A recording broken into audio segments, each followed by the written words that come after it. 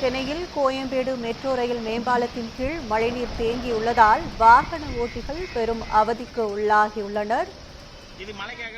சென்னையில் Koyambedu metro rail மேம்பாலத்தின் கீழ் தேங்கிய மழைநீரால் வாகன ஓட்டிகள் அவதியடைந்து வருகின்றனர்.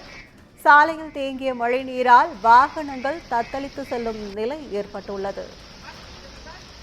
ஜேசிபி மற்றும் மோட்டார் மூலம் மழைநீரை வெளியேற்ற சிஎம்டிஏ நிர்வாகம் நடவடிக்கை எடுக்குமாறு தற்போது கோரிக்கை எழுந்துள்ளது.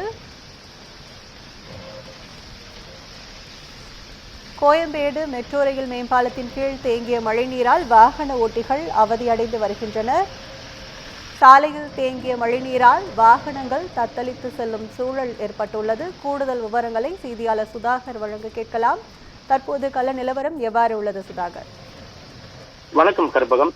தென்மேற்கு வங்கக்கடலில் நிலை கொண்டுள்ள ஆழ்ந்த காற்றழுத்த தாழ்வு மண்டலமானது வலுப்பெற்று பெஞ்சல் புயலாக மாறி இன்று புதுச்சேரி மகாபலிபுரம் இடையே கரையை கடக்கக்கூடும் எனவும், இந்த புயல் கரையை கடக்கும் பொழுது 70 முதல் 90 கிலோமீட்டர் வேகத்தில் கரையை கடக்கக்கூடும் என்பதால் தமிழகத்தில் உள்ள கடலோர மாவட்டங்களில் பலத்த காற்றுடன் அதிகனமழை பெய்யக்கூடும் என சென்னை வானிலை ஆய்வு மையமானது எச்சரிக்கை விடுத்திருந்தது.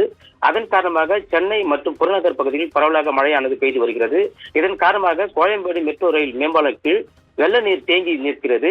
கோயம்பேடு சந்தையை இணைக்கும் முக்கிய சாலையில் முழங்கால் அளவிற்கு மேல் மழைநீர் தேங்கி நிற்பதால் சாலையில் தேங்கியுள்ள மழைநீரில் வாகனங்கள் தத்தளித்தபடி செல்கின்றன. வெள்ள நீரை வெளியேற்ற ஜேசிபி மற்றும் மோட்டார் மூலம் சிஎம்டிஏ நிர்வாகம் நடவடிக்கை மேற்கொண்டு வருகிறது. ஜேசிபி மூலம் மழைநீர் வடிகால கால்வாயை உடைத்து நீரை வெளியேற்றும் பணியில் தற்போது ஈடுபட்டு வருகிறார்கள். கற்பகம்.